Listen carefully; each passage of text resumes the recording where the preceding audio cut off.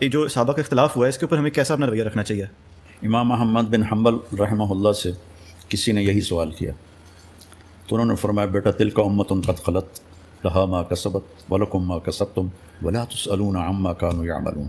بیٹا وہ لوگ تھے جو گزر گئے، جو اچھا کیا ان کو ملے گا، جو برا کیا ان کے سر پہ پڑے گا، اور تم سے نہیں پوچھا جائے گا کہ وہ کیا کرتے تھے. یہ ہے اس کا صحیح جواب جو قرآن نے دیا ہے کہ مجھ سے تھوڑا ہی پوچھا جائے گا.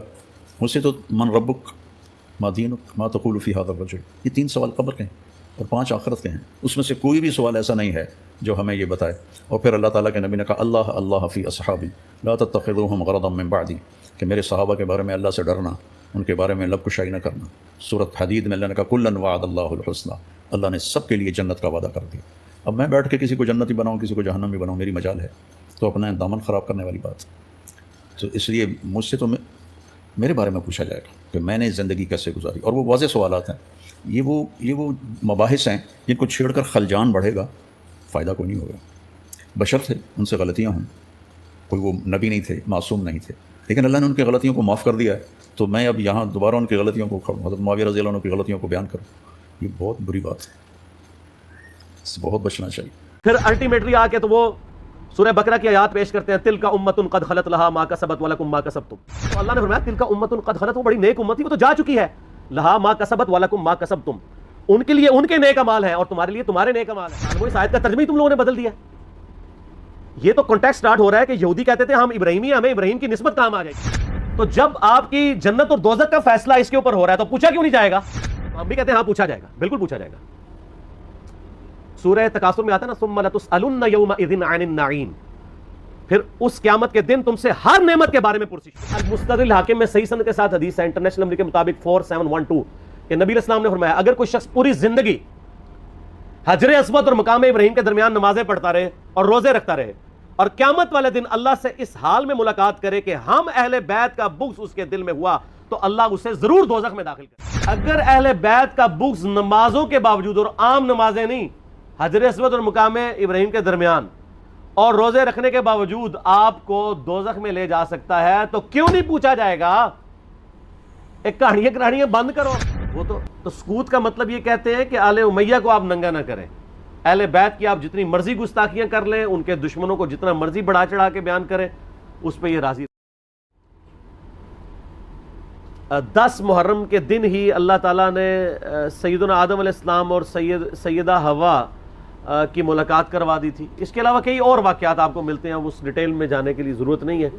اس قسم کی آپ نے اگر میٹھی میٹھی باتیں سننی ہو تو طارق جمیل حافظہ اللہ تعالیٰ کے آج کل کافی کلپ چڑھے ہیں، وہ آپ دیکھ لیں. ہم نے تو یہاں پہ تحقیقی باتیں کرنی ہوتی ہیں، تو اس لیے میں ان چیزوں میں ٹائم لگا کے اپنی بات کا رخ اور طرف نہیں لے کے جانا چاہتا. تو یہ جناب محرم کی اہمیت ہے، اور کربلا کے اعتبار سے تو ظاہر ہے کہ پھر اہمیت بڑھ گئی کہ مسلمان دیکھیں اس پہ تو اجماع کر چکے ہیں کہ پوری دنیا کے مسلمان محرم کے مہینے میں جو ہے وہ کربلا کو یاد کرتے ہیں. کوئی اس دن ماتم کر کے یاد کرتا ہے، کوئی اس دن فضائل اہل بیت سنا کے یاد کرتا ہے، کوئی اس دن یزید کے فضائل سناتا ہے. تو اپنا اپنا کام سارے ڈیوٹی پوری کر رہے ہیں. ٹھیک ہے، تو نصیب والوں کا حصہ ہے. اللہ تعالیٰ ہمارا خاتمہ اہل بیت کے ساتھ فرمائے، قیامت والے دن ہمیں معشور فرمائے ان کے ساتھ، آمین. اور ان کی محبت پہ ہمارا خاتمہ فرمائے، آمین. جی جناب. اسی سے متعلق دوسرا سوال یہ ہے کہ ایک عام جو مسلمان ہے اس کو محرم الحرام کے مہینے میں کیا کوئی خاص نیکی، نماز وغیرہ اس طرح کی کوئی چیزیں ثابت ہیں جو محرم الحرام میں کرنی چاہیے؟ یہ کافی ساری روایتیں ملتی ہیں جی، اتنے نفل پڑھیں 10 محرم کے دن، روزہ رکھیں، اتنے پیسے خیرات کر دیں. یہ سب کی سب چیزیں گھڑی ہوئی ہیں. جو چیز ملتی تھی وہ میں نے بتا دی ہے کہ وہ 10 محرم کا روزہ ہے، اور اب تو ہم نے 9 اور 10 دونوں کا رکھنا ہے.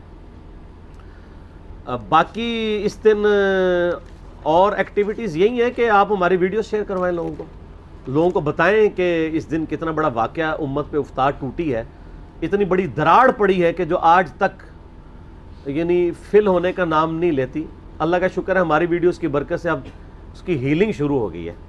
ہیلنگ ضروری ہے، ورنہ تو امام مہدی علیہ السلام سنی میں آگے تو شیعہ نے انکار کر دینا ہے، شیعہ میں آگے تو سنیوں نے انکار کر دینا ہے. تو یہ ضروری ہے کہ امام مہدی کے آنے سے پہلے یہ سنی شیعہ کی تفریق اور اس کے اندر بھی جو سب ڈویژنز ہیں وہ ختم ہو کے لوگ جھوم کے کہیں کہ نہ میں وہابی، نہ میں بابی، میں ہوں مسلم علمی کتابی.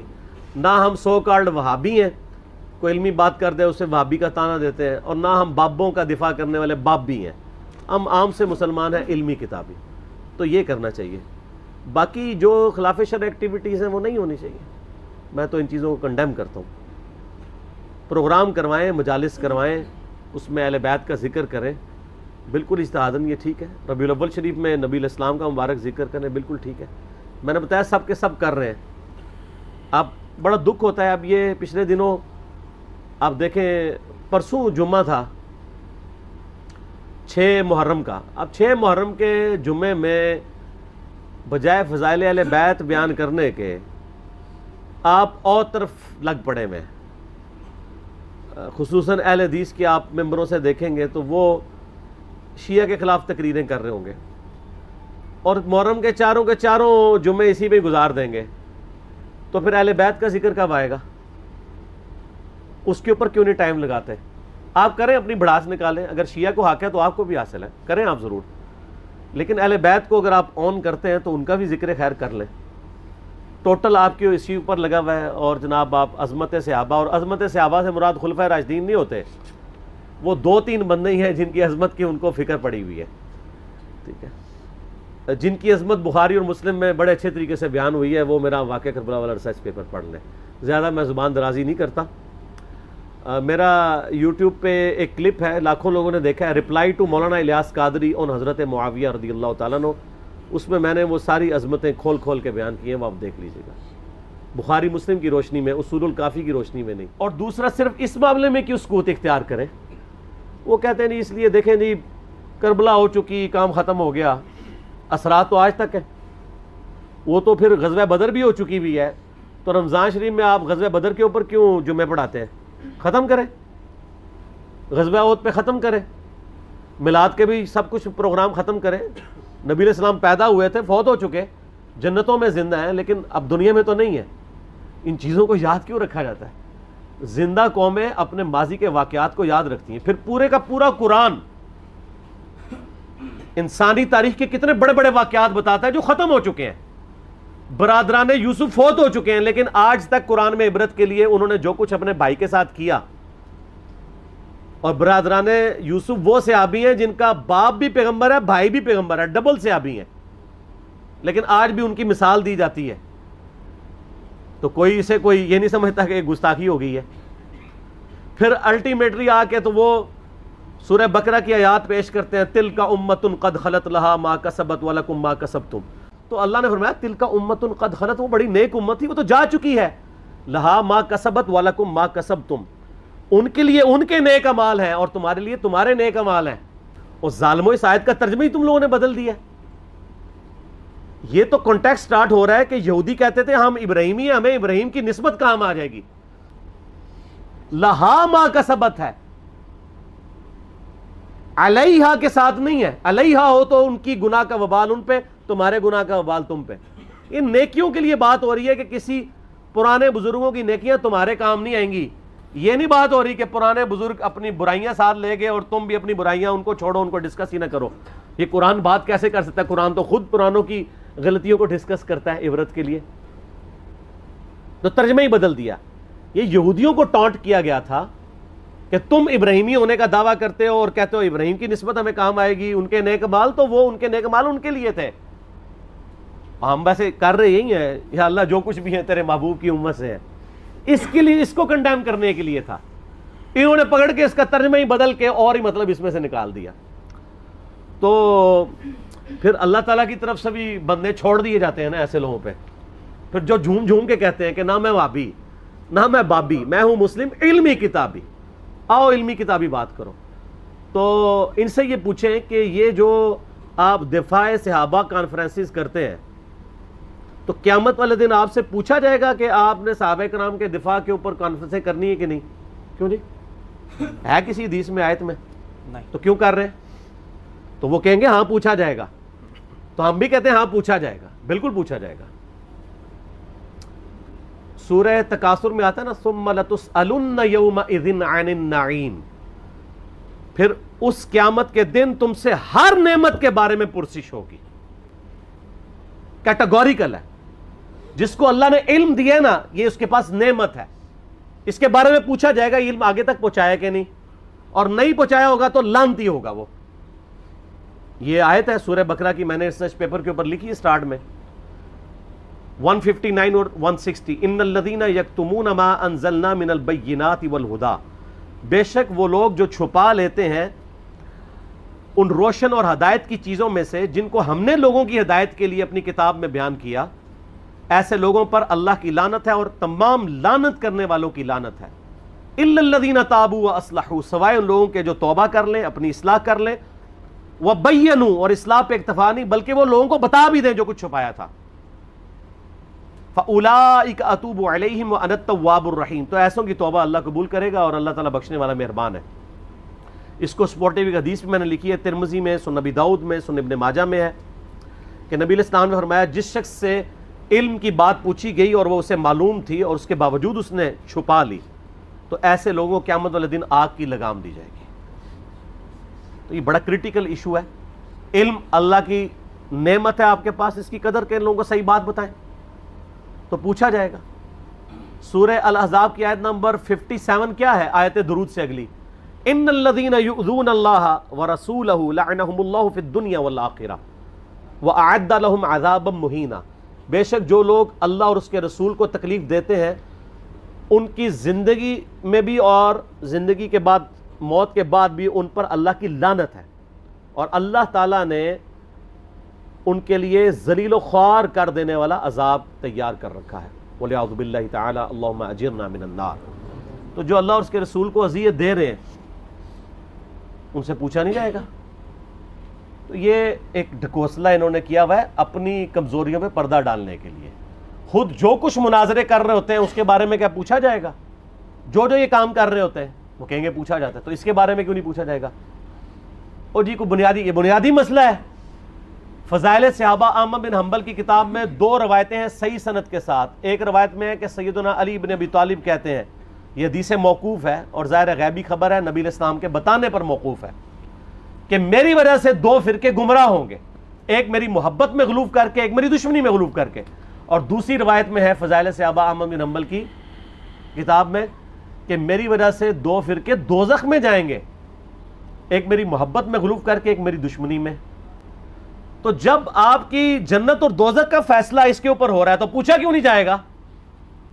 اچھا اپنا کام یہ پورا کر رہے ہیں کہ جو سیدنا علی کی شان میں غلوف کر رہے ہیں ان کو یہ خوب سمجھا رہے ہیں کہ جی آپ اپنے آپ کو صحیح طریقے سے صحیح بندہ پتر بنا لو ورنہ پوچھا جائے گا۔ تو جو سیدنا علی کے مخالفین ہیں ان کو سمجھانے کی ذمہ داری کس کی ہے؟ ان کو کون سمجھائے گا؟ وہ ساری اس پلیٹ فارم سے سمجھایا جا رہا ہے، دونوں کو سمجھایا جا رہا ہے اللہ کے فضل سے۔ تو جنت و دوزخ کا تو فیصلہ ہونا ہے۔ پھر جو صحیح مسلم کی حدیث ہے 240 انٹرنیشنل نمبر کے مطابق، علی سے محبت نہیں رکھے گا مگر مؤمن، علی سے بغض نہیں رکھے گا مگر منافق۔ تو آپ کے ایمان کا لٹمس ٹیسٹ ہی جو ہے وہ محبت علی ہے، تو جنت اور دوزخ کا فیصلہ اس کے اوپر نہیں ہونا۔ پھر غدیر خون کی حدیث جو صحیح مسلم میں 6225 سے 6228 تک ہے، آپ علیہ السلام کا آخری خطبوں میں سے ایک خطبہ ہے وفات سے 2.5 مہینے پہلے خم نامی گاؤں میں۔ اس میں کیا الفاظ ہیں؟ اے لوگو آگاہ ہو جاؤ، میں بھی ایک انسان ہوں، قریب ہے کہ اللہ کا قاصد یعنی موت کا فرشتہ میرے پاس آئے اور میں اس کی دعوت قبول کر لوں۔ میں اپنے بعد تم میں 2 بھاری چیزیں چھوڑ کے جا رہا ہوں، ان میں سے پہلی چیز اللہ کی کتاب ہے، اس میں ہدایت ہے، اس میں نور ہے، تم اللہ کی کتاب کو پکڑو، اپنا تعلق اس کے ساتھ مضبوط کرو۔ اللہ کی کتاب اللہ کی رسی ہے، جو اسے پکڑے گا ہدایت پہ ہوگا، جو چھوڑ دے گا گمراہ ہو جائے گا۔ اور دوسری بھاری چیز میرے اہل بیت ہیں۔ پھر 3 دفعہ آپ علیہ السلام نے فرمایا میں اپنے اہل بیت کے معاملے میں تمہیں اللہ کا خوف دلاتا ہوں، میں اپنے اہل بیت کے معاملے میں تمہیں اللہ کا خوف دلاتا ہوں، میں اپنے اہل بیت کے معاملے میں تمہیں اللہ کا خوف دلاتا ہوں۔ جب نبی علیہ السلام آپ کو ڈرا رہے ہیں وہاں تو کسی نے کہا یا رسول اللہ اہل بیت کے بارے میں پوچھا جائے گا؟ پھر المستدرک الحاکم میں صحیح سند کے ساتھ حدیث ہے انٹرنیشنل نمبر کے مطابق 4712 کہ نبی علیہ السلام نے فرمایا اگر کوئی شخص پوری زندگی حجر اسود اور مقام ابراہیم کے درمیان نمازیں پڑھتا رہے اور روزے رکھتا رہے اور قیامت والے دن اللہ سے اس حال میں ملاقات کرے کہ ہم اہل بیت کا بغض اس کے دل میں ہوا تو اللہ اسے ضرور دوزخ میں داخل کرے گا۔ اگر اہل بیت کا بغض نمازوں کے باوجود، اور عام نمازیں نہیں، حجر اسود اور مقام ابراہیم کے درمیان اور روزے رکھنے کے باوجود آپ کو دوزخ میں لے جا سکتا ہے، تو کیوں نہیں پوچھا جائے گا ایک کہانیاں کہانیاں بند کرو. اصل میں ان بیچاروں کا بھی قصور نہیں, ان کے بڑے بزرگ بھی ان کو کہانیاں کراتے رہے. انہوں نے وہی کہانیاں سن کے تو آگے بیان کی. ان کو کیا پتا تھا کہ آگے تو مسئلہ کھڑا ہو جائے گا, آگے تو ہر جگہ یہ آواز آ رہی ہے کہ نہ میں بابی, نہ میں بابی, میں ہوں مسلم علمی کتابی. ان کے تو گاٹے فٹ ہوگی یہ چیز. تو یہ اتنی ساری آیات اور احادیث اس بات کا ثبوت ہے کہ یہ سچائی ہے, اور یہ سکوت کا صرف آپ کو کہتے ہیں. جو بکواسات کر رہے ہوتے ہیں ان کو نہیں کہتے. مودودی صاحب کے پیچھے پنجے جھاڑ کے پیچھے پڑ گئے, جی مودودی صاحب نے خلافت و ملوکیت لکھ کے مصیبت کھڑی کی. اور بھائی جو آپ کے روحانی ابا جی محمود احمد عباسی صاحب منکرین حدیث میں سے تھے, جنہوں نے خلافت معاویہ اور یزید کتاب لکھ کے سیدنا علی کی گستاخیاں کی, حسین ابن علی کی گستاخیاں کی علیہم السلام, اس کے جواب میں خلافت و ملوکیت آئی ہے. کہتے نہیں ایویں لکھ دی, ایویں نہیں لکھی, جواب میں لکھی ہے. اور پھر سعودیہ کی فنڈنگ کے بعد یہاں پہ لوگوں نے جب حسین ابن علی کو نیچے کرنا شروع کیا اور یزید کو اوپر اور یزیدی پارٹی کو اوپر کرنا شروع کیا, تو پھر 5B آ گیا. آپ دیکھیں کبھی بھی انیشیٹو اہل بیت کے چاہنے والوں کی طرف سے نہیں لیا جاتا. یہ تو ہم جواب والی سائڈ پہ بیٹھے ہوتے ہیں, ہمیشہ یہ پنگا لیتے ہیں, ہم جواب دیتے ہیں. جب جواب دیتے ہیں ان کی ہوتی ہے ٹھکائی, پھر یہ کہتے ہیں سکوت اختیار کر لیں. سمجھ آ گئی آپ کو پوری گیم؟ یہ سکوت کا بات یہ کرتے ہی اس لیے ہیں کہ ان کی ہوتی ہے ٹھکائی. ان کو تو یہ حدیثیں ضمنی نہیں ہوتی ہیں. اب یہ اپنے عوام کو منہ نہیں دکھا سکتے, پھر ان کو بڑی مصیبت کھڑی ہو جاتی ہے کہ اب کیا کریں, کس طریقے سے اب قابو کریں. تو آخری حل یہ ہے سکوت اختیار کر لیں. سکوت آپ لوگوں نے تو کوئی نہیں اختیار کیا ہوا. آپ کے سامنے جب صحابہ کرام کی توہین ہوتی ہے تو آپ کیوں شیعہ کو سمجھاتے ہیں؟ سکوت اختیار کریں نا. کون سا آپ سے قیامت دن پوچھا جائے گا؟ یہ میں الزامی طور پہ بات کر رہا ہوں. اور آپ کے بڑے بزرگ سیدنا علی اور حسین ابن علی کی گستاخیاں کریں, ان سے اپنے بغض کا اظہار کریں, جب ہم ان کو سمجھائیں تو ہمیں کہتے ہیں آپ سکوت اختیار کریں. تو سر یہ 2 نمبر پالیسی چھوڑ دیں. میں نے پہلے بھی ان کو کہا ہے کہ لوگ گھاس کھانا چھوڑ چکے ہیں. پہلے لوگوں کو آپ نے بے زبان بھیڑے بنایا ہوا تھا, اب لوگوں کے ہاتھ میں قرآن و حدیث آ گیا. اور اس ریسرچ پیپر کے بعد تو یقین کریں ان کے پلے کوئی شے نہیں رہی ہے. یہ ریسرچ پیپر آپ ضرور منگوا کے پڑھیں, ایکسٹرا آرڈنری ریسرچ پیپر ہے. انشاءاللہ آپ کو معاملات کلیئر ہو جائیں گے انشاءاللہ تعالی.